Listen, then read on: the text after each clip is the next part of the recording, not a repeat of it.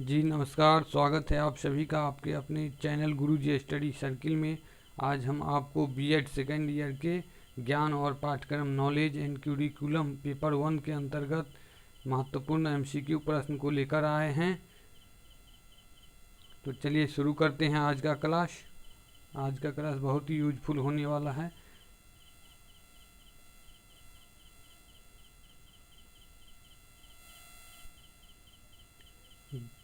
चलिए question number 1, ज्ञान के कौन कौन से स्रोत है। ज्ञान के कौन कौन से स्रोत है, ज्ञान कैसे हम प्राप्त कर सकते हैं और किस प्रकार प्राप्त करते हैं। तो देखिए ऑप्शन नंबर 1, इंद्रिय अनुभव के द्वारा, तर्क के द्वारा, श्रुति के द्वारा सुन के और अंतःप्रज्ञा, और चौथा इनमें से कोई नहीं। तो ज्ञान के कौन कौन से स्रोत है, तो ज्ञान की इंद्रिय अनुभव के द्वारा भी हम ज्ञान प्राप्त कर सकते हैं, तर्क वितर्क और अनुमान लगा करके भी ज्ञान प्राप्त कर सकते हैं, श्रुति सुन कर के भी और अंतःप्रज्ञा से भी, और चौथा ऑप्शन है इनमें से सभी। तो इसका आंसर हो जाएगा ऑप्शन नंबर 4, इनमें से सभी। सभी के द्वारा हम ज्ञान प्राप्त कर सकते हैं। जी तो चलिए नेक्स्ट क्वेश्चन की ओर आते हैं। ज्ञान प्राप्त करने की कौन कौन सी विधियाँ हैं। ज्ञान प्राप्त करने की कौन कौन सी विधियाँ हैं। तो ऑप्शन नंबर ए अवलोकन विधि, जिसको ऑब्जर्वेशन मेथड कहते हैं। ऑप्शन नंबर 2 करके सीखना, लर्निंग बाय डूइंग या अनुभव से, एक्सपीरियंस से। ऑप्शन नंबर 3 दृश्य श्रव्य सामग्री, तर्क बुद्धि। और ऑप्शन नंबर 4 इनमें से सभी। तो यहाँ हम ज्ञान प्राप्त करने की विधि जो है अवलोकन विधि के द्वारा भी, करके सीखना लर्निंग बाय डूइंग के द्वारा भी, और अनुभव से भी, और दृश्य श्रव्य सामग्री के द्वारा और तर्क बुद्धि लगाकर के भी ज्ञान प्राप्त किया जा सकता है। तो इसका 2 का जो आंसर हो जाएगा ऑप्शन नंबर 4 सही। सभी के द्वारा हम ज्ञान प्राप्त कर सकते हैं। चलिए नेक्स्ट क्वेश्चन की ओर आते हैं। क्वेश्चन नंबर 3, ज्ञान प्राप्त करने में तर्क बुद्धि के अंतर्गत किस विधि का प्रयोग किया जाता है। ज्ञान प्राप्त करने में तर्क बुद्धि के अंतर्गत किस विधि का प्रयोग किया जाता है। जैसे तर्क वितर्क करके हम ज्ञान प्राप्त करते हैं, उसमें जो कौन कौन सी विधि के द्वारा ज्ञान प्राप्त करते हैं। तो ऑप्शन नंबर 1 आगमन विधि, ऑप्शन नंबर 2 निगमन विधि, और ऑप्शन नंबर 3 दोनों, और ऑप्शन नंबर 4 इनमें से कोई नहीं। तो जो है यहाँ पर सही हो जाएगा ऑप्शन नंबर 3, आगमन विधि और निगमन विधि दोनों के द्वारा ज्ञान प्राप्त किया जा सकता है तर्क बुद्धि में। ये सही। चलिए नेक्स्ट क्वेश्चन की ओर आते हैं। ज्ञान शब्द की उत्पत्ति संस्कृत के किस धातु से हुई है। ज्ञान शब्द की उत्पत्ति जो है संस्कृत के किस धातु से हुई है। ऑप्शन नंबर 1 जा धातु, ऑप्शन नंबर 2 ज्ञा धातु, ऑप्शन नंबर 3 या धातु, ऑप्शन नंबर 4 गा धातु। तो यहाँ जो है ज्ञान शब्द की उत्पत्ति जो है ऑप्शन नंबर 2 सही हो जाएगा, ज्ञा धातु से हुई है। चलिए नेक्स्ट क्वेश्चन की ओर आते हैं। क्वेश्चन नंबर 5, संस्कृति शब्द की व्युत्पत्ति किससे हुई है। ऑप्शन नंबर ए संस्कार, ऑप्शन नंबर 2 जानना, ऑप्शन नंबर 3 रहस्य, ऑप्शन नंबर 4 इनमें से कोई नहीं। तो संस्कृति शब्द की व्युत्पत्ति जो है ऑप्शन नंबर 1 संस्कार से हुई है। यहाँ हो जाएगा सही ऑप्शन नंबर 1 संस्कार से। चलिए नेक्स्ट क्वेश्चन की ओर आते हैं। संस्कृति शब्द लैटिन भाषा के किस शब्द से निकला है। संस्कृति शब्द जो है लैटिन भाषा के किस शब्द से निकला है। तो ऑप्शन नंबर 1 नॉलेज से, ऑप्शन नंबर 2 एजुकेशन से, या ऑप्शन नंबर 3 कल्चर से, या ऑप्शन नंबर 4 इनमें से कोई नहीं। तो संस्कृति शब्द जो है लैटिन भाषा के कल्चर शब्द से निकली है। जी यहाँ हो जाएगा ऑप्शन नंबर 3 सही हो जाएगा, कल्चर से निकली।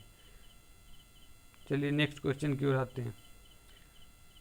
संस्कृति को किन अर्थों में स्पष्ट किया जा सकता है। जी संस्कृति को किन अर्थों में स्पष्ट किया जा सकता है। तो ऑप्शन नंबर 1 जो है साहित्यिक अर्थ, ऑप्शन नंबर 2 जो है नैतिक अर्थ, ऑप्शन नंबर 3 जो है समाजशास्त्रीय अर्थ, ऑप्शन नंबर 4 इनमें से सभी। तो संस्कृति को जो है किन अर्थों में स्पष्ट किया जा सकता है। तो संस्कृति साहित्य के द्वारा भी हमको जो है संस्कृति का ज्ञान होता है कि किस देश का संस्कृति कैसा था, तो साहित्य और साहित्यकार के द्वारा भी, तो यहाँ ये भी सही हो जाएगा। और नैतिक अर्थ में भी संस्कृति से हमें नैतिकता का भी ज्ञान होता है। और संस्कृति समाजशास्त्रीय अर्थ, संस्कृति से हमें कौन सा समाज कैसा था उसका भी ज्ञान होता है। तो इसका आंसर हो जाएगा 7 का ऑप्शन नंबर 4 सही हो जाएगा, इनमें से सभी। सर का आंसर जो हो जाएगा इनमें से सभी हो जाएगा सही जी, ऑप्शन नंबर 4 राइट आंसर। चलिए नेक्स्ट क्वेश्चन की ओर आते हैं। सांख्य दर्शन के जन्मदाता कौन कहे जाते हैं जी? सांख्य दर्शन के जन्मदाता कौन कहे जाते हैं? Option number 1 Tulsidas ji, option number 2 Shankaracharya ji, option number 3 महर्षि वाल्मीकि जी, ऑप्शन नंबर 4 महर्षि कपिल जी।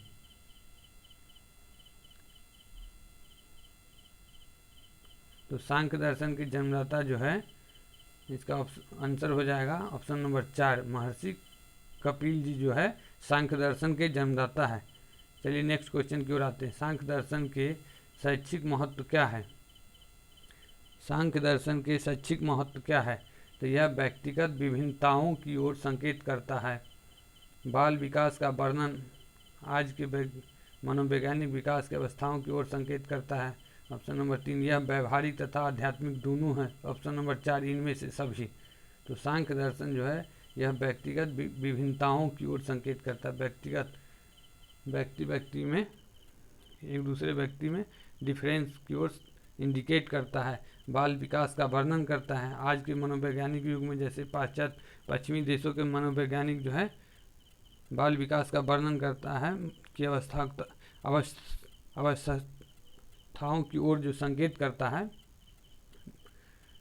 आज के मनोवैज्ञानिक विकास के अवस्थाओं की ओर संकेत करता है, उसी प्रकार जो है सांख्य दर्शन के महर्षि कपिल जी जो है वर्णन किए हुए हैं सांख्य दर्शन में।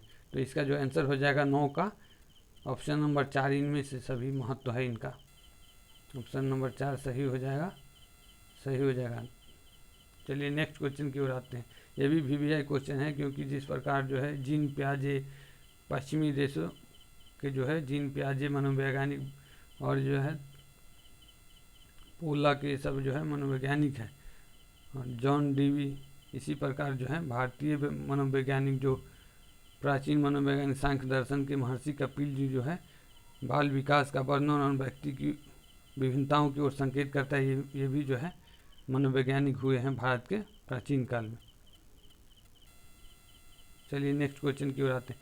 किस दर्शन को भारतीय दर्शन के अंतर्गत विशेष स्थान प्राप्त है?